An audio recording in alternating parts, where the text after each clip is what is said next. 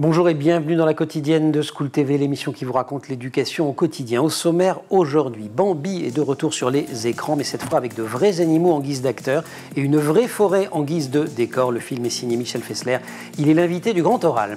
L'Anti-Sèche de Guillaume Buan, l'Anti-Sèche, vous le savez, c'est la façon dont l'actualité résonne dans les programmes. Actu Exposition, ça se passe au musée Carnavalet à Paris. Titre de cette expo, 1793-1794, une année révolutionnaire évidemment. Les programmes seront ceux d'histoire. Et puis rendez-vous en fin d'émission avec Candice Anzel, sujet du conseil de famille de la semaine, l'argent de poche, pas le film de Truffaut, même si on va parler cinéma dans quelques instants, mais l'argent de poche et les ados. La quotidienne de School TV, c'est maintenant, c'est parti, Grand Oral. Michel Fessler, bonjour. Bonjour. Vous êtes scénariste, romancier, réalisateur. Votre nouveau film est sorti le 16 octobre. Bambi, l'histoire d'une vie dans les bois. Le récit est porté par Mylène Farmer. Bambi, au départ, c'est un roman. Il est réédité à l'occasion de la sortie du film avec une préface d'Amélie Nothomb. Je ne résiste pas à citer le début de cette préface. Le premier film que j'ai vu au cinéma, c'était Bambi. J'avais 4 ans, j'ai adoré. Bien sûr, j'ai été traumatisé. C'est une bonne chose. Comme le dit Tommy Ungerer, il faut traumatiser les enfants, sinon ils deviennent experts comptables. Extraordinaire cette petite préface. Vous avez deux faits quand même qui ont aidé à la naissance du film. C'est Mylène Farmer qui fait la voix, on l'a entendu, Amélie Nothomb qui fait la préface de la réédition du bouquin. Deux amoureuses des animaux, voilà, donc c'était très émouvant d'être entouré de ces deux personnes, une grande chanteuse et actrice, parce que je rappelle que Mylène Farmer est aussi une actrice, et cette grande écrivaine qui est Amélie Nothomb. Bon, tout ça est bienveillant.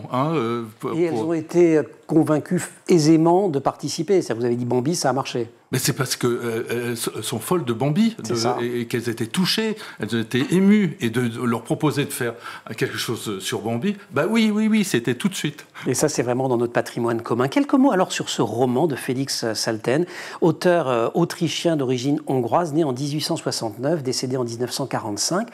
Son nom n'est pas, enfin à part pour Bambi, mais encore quand on pense Bambi, alors aujourd'hui on pensera à votre film, mais jusque-là on pensait à celui de Walt Disney, on ne pense pas beaucoup au roman. C'était un personnage important de la vie intellectuelle du début du XXe siècle, Salten. Ah oui, c'est un des grands écrivains autrichiens, il a touché à l'opérette, il a touché au roman, au chant, et voilà, et Bambi... en fin de compte, il allait dans les bois et il était chasseur lui-même. Et donc il disait qu'il faut chasser avec humanité. Et je pense que l'idée d'écrire Bambi, c'est son amour de la nature. Et voilà, il a communiqué cet émerveillement d'être dans les bois. D'ailleurs, ça s'appelle Bambi, une vie dans les bois. Et c'est écrit en 1923. Voilà. Il était... très connu à cette époque et intellectuellement, il brassait beaucoup avec ses autres amis écrivains. Hoffmann, Stahl, Schnitzler, Kafka, il avait quand même des relations de bon niveau. Oui. Non, c'était une pointure. C'était une pointure, Salten. Livre paru en 23, interdit par les nazis en 36. Ils y voient, eux, une possible allégorie du sort des Juifs en Allemagne. Alors, c'est pas ça, c'est que, comme il brûlait tous les livres des auteurs juifs, Salten était juif. Salten était juif, donc Bambi donc on brûle le bouquin. C'est ça. Et en fait, la lecture que je viens de signaler, elle arrive beaucoup plus tard. Ah, très tard, c'est après l'histoire, après ce qui s'est passé, ou les relectures, si vous voulez, symboliques par rapport à Bambi. Mais le livre était écrit avant, il n'y avait pas de et l'interdiction est liée aux origines de l'auteur et pas une lecture particulière. Succès immédiat, en tout cas, c'est un bouquin qui, dès 1923, se vend comme des petits pains. Oui, alors c'est de la poésie, c'est un conte, les feuilles parlent entre elles, ce que moi j'ai pas pu faire dans cette adaptation.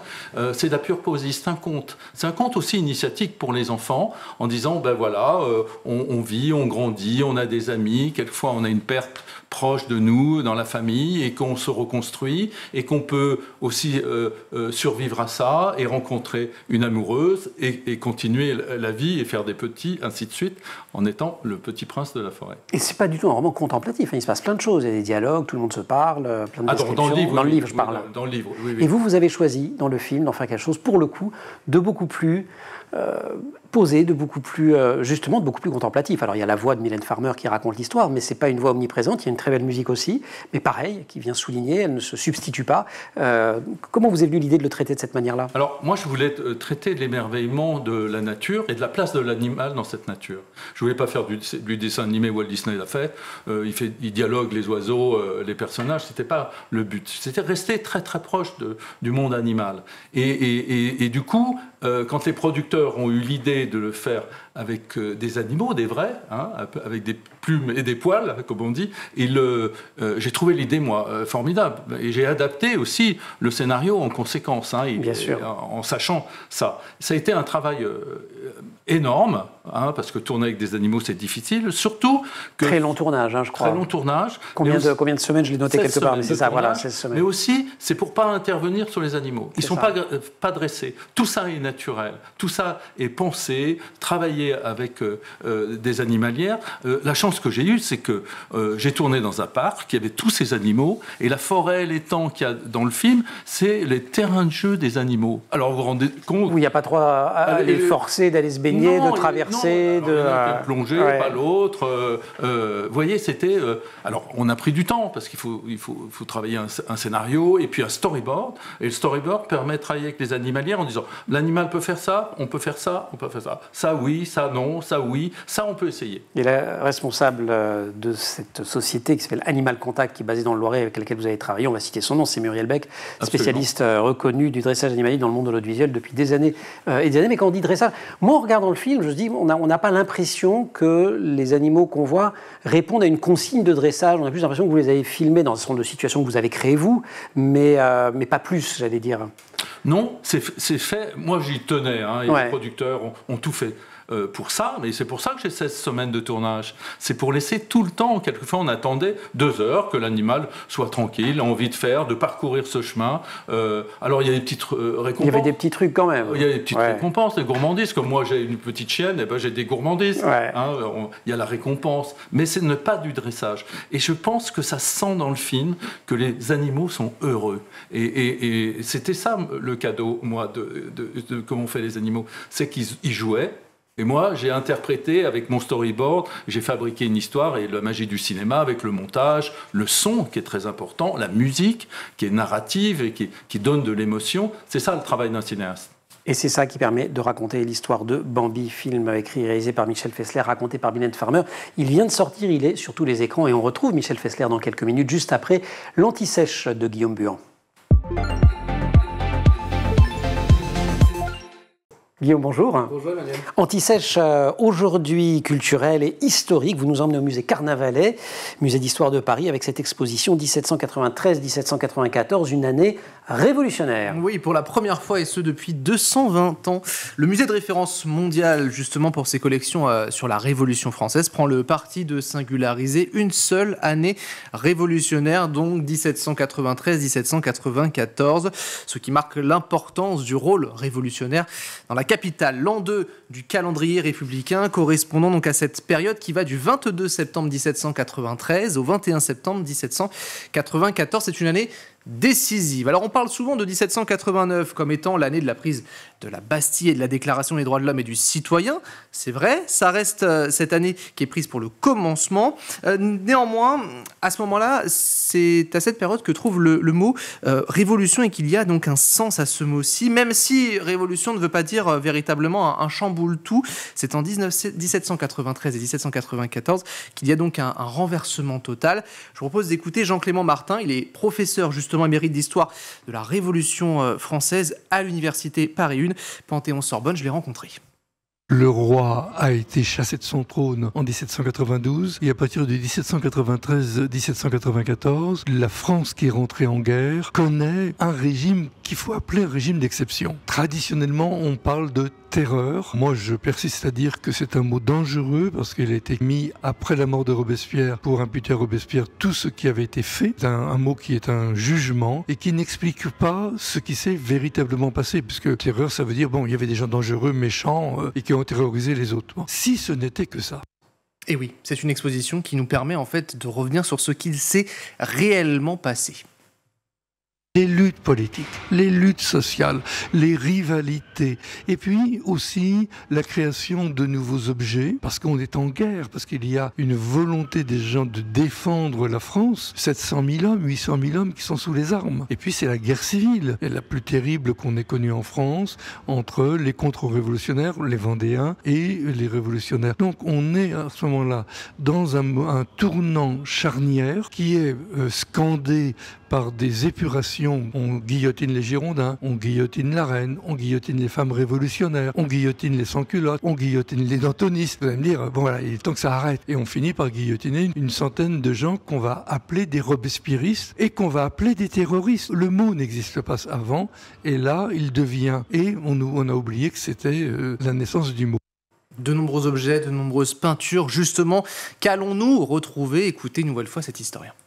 On va retrouver les grands chefs-d'œuvre, on va retrouver les petits objets, on va retrouver les traces des prisons, on va retrouver un fer de guillotine. Il y a là un mélange de tous les niveaux de la vie à Paris. On a affaire là aussi à ce grand bric-à-brac de l'histoire. L'histoire, c'est ça. L'histoire, ce ne sont pas des grandes idées. L'histoire, c'est la complexité des choses et les contradictions. L'affiche présente en 1794 une femme portant une pique qui est surmontée d'un bonnet phrygien, comme si les femmes étaient considérées comme les égales des hommes, ce qui est complètement faux. Donc il y a là tout ce jeu à faire, à ne pas être dupe de ce qui est présenté, à essayer de comprendre tout ce mélange des choses. Ça veut dire qu'il faut accepter de ne rien savoir et de tout découvrir.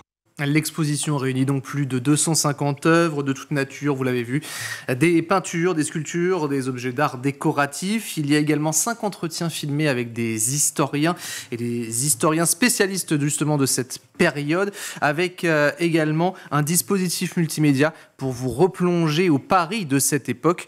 C'est depuis le 16 octobre dernier que vous pouvez donc vous y rendre au musée Carnavalet. Comme le film Bambi, un mot des horaires d'ouverture? Oui, 10h, 18h du mardi au dimanche. C'est fermé le lundi et certains jours fériés pour les tarifs 13 € et 11 €. Sachez que le musée Carnavalet, il y a des expositions qui sont permanentes et qui sont gratuites aussi, ouvertes à tous. Et on en pousse la porte. Merci beaucoup, cher Guillaume. On retrouve Michel Fessler. Bambi, c'est sorti également le 16 octobre, donc au cinéma. Le film avec des vrais animaux dans une vraie forêt, raconté par Mylène Farmer.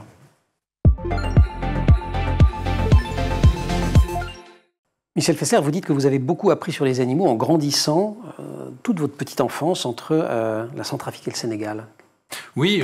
D'abord, que faisaient vos parents, j'imagine, parce que ce n'était pas vous tout seul. Était militaire, et à cette époque, il y avait dans tous les pays francophones, qui appartenaient aux anciennes colonies, une décolonisation, mais en même temps, les militaires, comme aujourd'hui dans certains pays, d'autres pays et d'autres restaient. Donc j'ai eu la chance, moi, de grandir en Centrafrique et au Sénégal, dans la savane, en Centrafrique, proche de la forêt équatoriale, et jusqu'à l'âge de 11 ans. Non, mais c'est des souvenirs énormes. C'est des souvenirs énormes. Toute l'enfance. Les animaux, en Centrafrique, que ce soit les crocodiles, les singes, les hippopotames, on était très proches, il fallait s'en méfier. Les hippopotames sont assez dangereux, les crocodiles, je ne vous en parle pas. Même. Donc j'ai appris aussi à vivre avec les animaux sauvages. Et dans vos souvenirs d'enfant, vous êtes plus émerveillé que craintif? Je suis plus émerveillé, parce que... Parce que y a une grâce animale comme ça donnée quand vous voyez un éléphant au loin. Voilà, c'est beau, on est saisi, on est fasciné par cette étrangeté de l'animal. Sa peau grise, à travers des couleurs absolument énormes de rouge des arbres à la terre rouge. C'est des chocs visuels aussi en même temps. Et j'étais toujours les souffles des animaux, on peut entendre la panthère la nuit. Moi, quand je dormais, il n'y a pas de fenêtre là-bas, ce sont des trous d'aération, donc on entend toute la forêt en dormant. Et on dort sous une moustiquaire, parce que les moustiques sont assez gros et assez importants.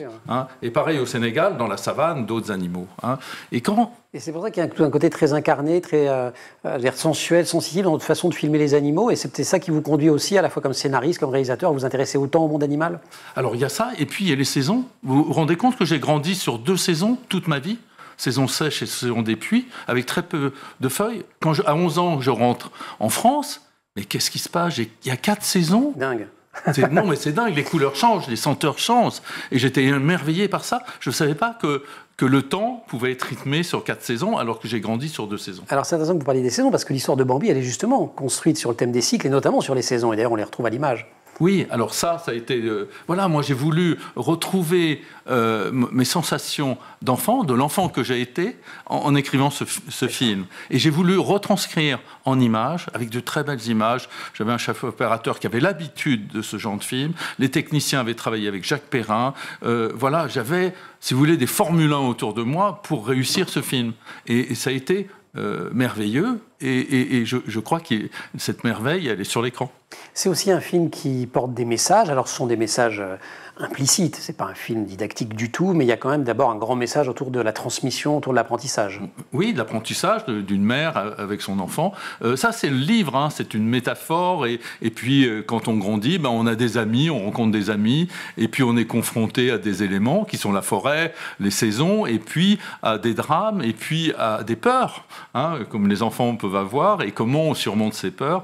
Et voilà, jusqu'à ce qu'on soit adolescent et père à son tour. Et c'est ça le conte, hein, c'est un conte initiatique. Hein, conte initiatique avec des valeurs. Il y a le lien aux aînés, qui vont nous apprendre des choses, mais qui en même temps nous aident à grandir. Oui. Il y a beaucoup le lien, il y a l'amitié, beaucoup. Oui, ça c'est important, mais quand on fondamental. Oui, quand on est en enfant, on a besoin d'amis. Puis même quand on est adulte, on adore ses amis. Voilà, c'est une façon de vivre, hein, de regarder le monde et de partager les expériences du monde.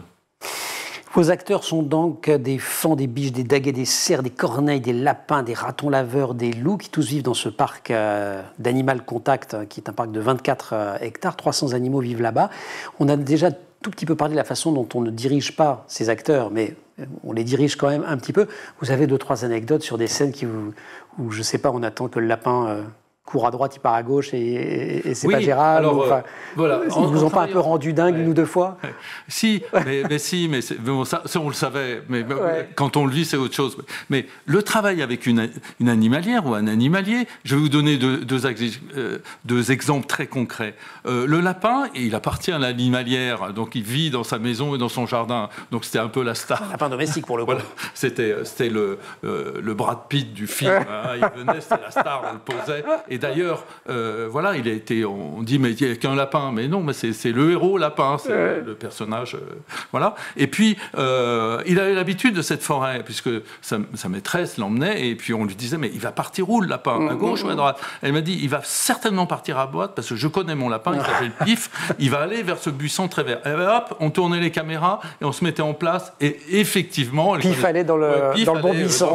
Dans le bon buisson. L'autre chose, il y a une scène où la corneille délivre voilà, la copine de Bambi, mais la corneille elle était dans ce parc, et puis la première fois que je suis arrivé dans le parc, j'ai vu cette corneille, elle attaquait mes lacets, elle essayait de me défaire mes lacets. Voilà, elle était très familière.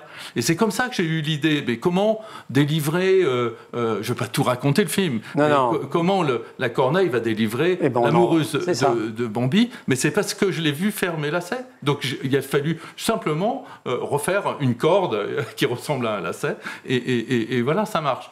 C'est aussi un scénario, c'est des idées qu'on a et des conseils avec toute l'équipe, avec les animalières et les animaliers. C'est quand même une œuvre collective, hein. C'est pas moi tout seul. Je m'appuie aussi sur un chef opérateur. Il y a un montage aussi qui est extraordinaire, parce que le montage animalier fait, voilà, et il y a un musicien qui est absolument extraordinaire. On en a dit un mot en début d'entretien, mais donnons son nom, bien sûr. Et qui est Laurent Pérez Delmar, qui avait fait La Tortue Rouge, et qui, en fait, moi je voulais un opéra de la nature, qu'on entende le silence, le bruit du vent, le chant des oiseaux dans cet opéra. Et j'ai travaillé très très proche avec Laurent Pérez Delmar. Ce qui fait que la musique est une symphonie, mais une sorte d'opéra, mais qui accompagne les sentiments, quand c'est triste, quand c'est joyeux. Oui, elle ne prend pas le pas non plus. Elle est présente sans prendre le pas. Comme la voix de Mylène Farmer, elle accompagne quand voilà, il y a des précisions, mais qui ne sont pas des précisions documentaires, qui sont des émotions.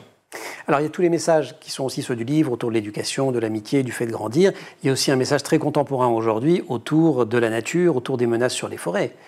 Et ça, je pense que vous avez voulu sensibiliser à cette problématique absolument. De manière très forte. Oui. J'ai toujours pensé que je voulais un peu communiquer à travers ce film. Bon, le mot communiquer, non, mais j'avais une idée comme ça, que les animaux, c'est nos petits voisins. Alors, quelquefois, ils viennent dans nos prés, ils viennent dans nos jardins, puis quelquefois, nous allons dans leur forêt. Et je voulais dire, attention, soyons très prudents. Moi, je ne veux pas aller dans une forêt où il n'y a plus de chants d'oiseaux, c'est la mort pour moi. Hein. Donc, faisons attention à ce monde qui nous entoure. Hein. Et donc, j'ai une certaine, on va dire un grand mot, une éthique comme ça, et ça correspond au tournage que j'ai fait. On n'intervient pas sur les animaux, on les laisse faire, mais se dire, attention, c'est nos petits voisins, ils vivent à côté de nous, et soyons bienveillants avec eux.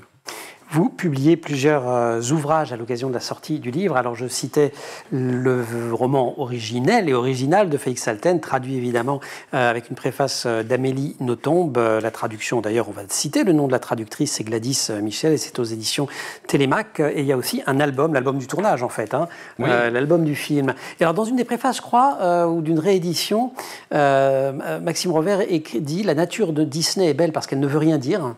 Celle de Félix Salten fascine pour une raison exactement inverse, parce qu'elle est saturée de symboles, de murmures et de sous-entendus. » Et vous, c'est aussi ça le fil que vous tirez par rapport, parce qu'on a évidemment le Bambi qui a ému Amélie Nothomb et la Terre entière, c'était celui de Disney, quoi. Donc c'est ça que vous avez voulu faire? Alors, notamment, moi j'ai voulu faire à travers Bambi un feel-good movie, voilà, que ça rende heureux, du bonheur. Mais là, la part son est énorme.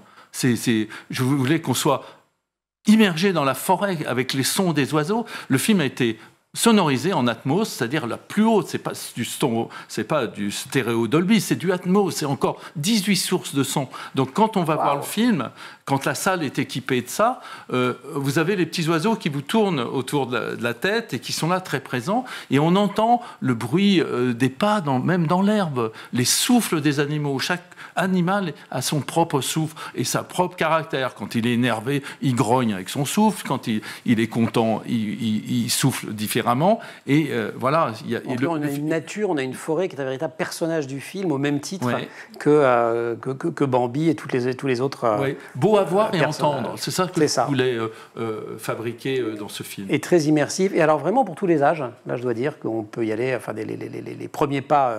Au cinéma, mais les parents, allez-y avec les enfants, et les grands-parents aussi. Tous les amoureux de la nature et de la forêt. Voilà. On dit à Bambi 6 ans, parce qu'ils sont trop petits pour tenir en temps dans une salle, mais bon, ça touche tous les amoureux de la nature, et c'est ça que je voulais, c'est que partager mon émerveillement, mais nous sommes nombreux à aimer la nature. Bambi, le film, c'est sur tous les écrans depuis le 16 octobre, c'est signé Michel Fessler, et il y a donc la réédition à cette occasion du roman originel de Félix Salten avec une préface d'Amélie Nothomb et également un album. Redécouvrez la légende comme vous ne l'avez jamais vu. Bambi, l'histoire d'une vie dans les bois. Un grand merci Michel Fessler d'avoir pris le temps. Une petite étape sur le plateau de School TV. Merci beaucoup. Maintenant, on retrouve Candy sans elle, ses jours de conseils de famille. Un tout autre sujet, l'argent de poche des ados.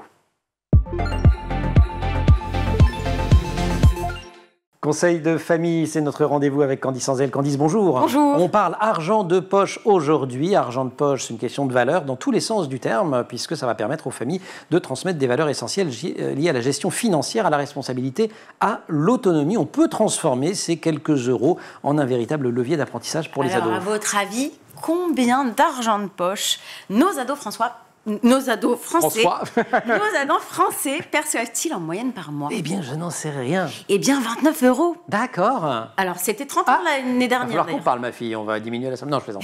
C'était 31 € l'année dernière. Ah bah voilà. C'est la crise, n'empêche. Alors, exactement. Alors, il faut savoir quand même que les ados entre 16 et 18 ans perçoivent à peu près jusqu'à 40 € par mois et 24 € pour les 10-12. Bon, il y a quand même une grosse différence, en même temps c'est normal. Bon, et en même temps, on connaît tous cette fameuse phrase « Papa, maman, mais j'ai déjà tout dépensé, j'ai plus rien, est-ce que je peux avoir encore un peu ?» Et c'est là que votre ado a du mal à gérer son argent, et c'est normal, c'est là que ça commence l'apprentissage. Alors comment on l'aide? Alors, déjà, on va fixer des limites claires. Donc, aidez-le à définir un budget pour ses loisirs, ses petites dépenses courantes, les sorties, les snacks, les gadgets, etc. Et éventuellement pour les achats vraiment plus importants à long terme. Donc, ça va lui permettre de comprendre qu'il doit prioriser, faire des choix. Et puis, on va lui expliquer aussi que dépenser tout dans les fast-foods, ça ne va pas lui permettre d'acheter le jeu vidéo qu'il convoite tant depuis 3 mois. Voilà, un peu dommage. C'est pas génial pour la santé non plus, même si un petit fast-food de temps en temps est autorisé par notre nutritionniste maison. Donc l'intérêt de cet argent de poche, c'est aussi de leur apprendre à épargner pour des projets plus importants et de surseoir à leurs désirs, ce qui est aussi un truc vachement important en matière éducative. Alors il faut savoir quand même qu'il y a 40% déjà des ados qui mettent de côté une partie de leur argent de poche. C'est quand même pas mal. Et puis on peut leur proposer un petit challenge histoire de les inviter à économiser une partie de leur argent pour s'offrir quelque chose de plus grand. On peut leur offrir un petit bonus s'ils parviennent à atteindre cet objectif, histoire de les motiver davantage. Ce processus va leur enseigner 2 choses très importantes, la patience et la planification. Candice, 2 questions. Il y a des parents qui récompensent pour les bonnes notes ou qui récompensent pour l'aide aux tâches domestiques à la maison. On peut faire gagner de l'argent de poche ou c'est 2 choses un peu différentes? C'est vrai que selon une étude récente, en fait, les parents récompensent souvent les ados pour leurs efforts particuliers. Donc on parle de 14 € à peu près pour les bonnes notes et 11 € à peu près pour les tâches domestiques. Personnellement, moi, je considère que participer aux tâches ménagères de la maison, oui, mettre la table, débarrasser, il n'y a pas de raison. Tout comme les bonnes notes, apprendre à travailler, c'est pour soi en fait, c'est pas pour gagner de l'argent. En revanche, on peut valoriser les efforts de façon complètement différente. Et il y a des missions domestiques ponctuelles qui l'exceptionnel. Exactement. Par exemple, s'occuper du jardinage, laver la voiture, garder les petits cousins le soir, pourquoi pas. Ces petites missions, en plus, elles peuvent être formidables parce qu'elles vont être formatrices et vont donner à l'ado une idée concrète de la valeur du travail. Il travaille. Exactement. On n'est plus dans le quotidien, on est vraiment dans un petit travail. On vit aussi à l'ère du sans contact, des paiements instantanés. Comment on peut éviter que les ados dépensent sans forcément réfléchir, parce que c'est tellement facile de dépenser? Alors c'est vrai qu'il y a 43% des transactions adolescentes qui se font via leur smartphone. Donc on va les encourager à suivre par exemple leurs dépenses via une application de gestion de budget pour voir en fait où va leur argent. Donc ça peut être intéressant et voir éventuellement les excès. On va discuter aussi de la différence entre les besoins et les envies, ce qui est très important. C'est une notion essentielle pour éviter justement les achats impulsifs qui vident rapidement leur porte-monnaie. Je vous écoute avec tellement d'attention. Et puis il y a sens mon âme d'ado qui revient. Il y a quelque chose de super à instaurer, c'est les pauses dépenses.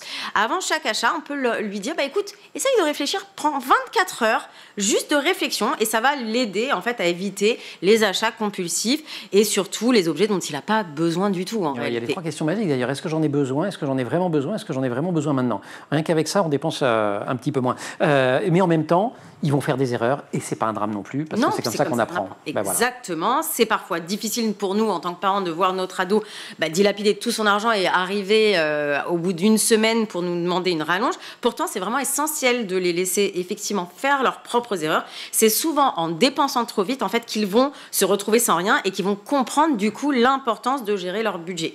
Donc, on va les laisser découvrir par eux-mêmes ce que c'est que le manque d'argent après une dépense inutile. Mais on y revient après avec eux. Oui, bien sûr, on y revient après parce que c'est des leçons de la vie qui vont leur servir toute leur vie. Extraordinaire. Merci beaucoup, chère Candice, pour cette chronique argent de poche. Merci aussi à toute l'équipe de l'émission au maquillage Coralie Roulet, Dylan Colère et Marine Plantec pour la préparation de l'émission qui sont en régie avec aujourd'hui au son Thibaut Goury-Lafont et Angèle Jean-Girard à la réalisation. Vous restez sur School TV, vous nous retrouvez nous en permanence sur Internet et sur les réseaux sociaux.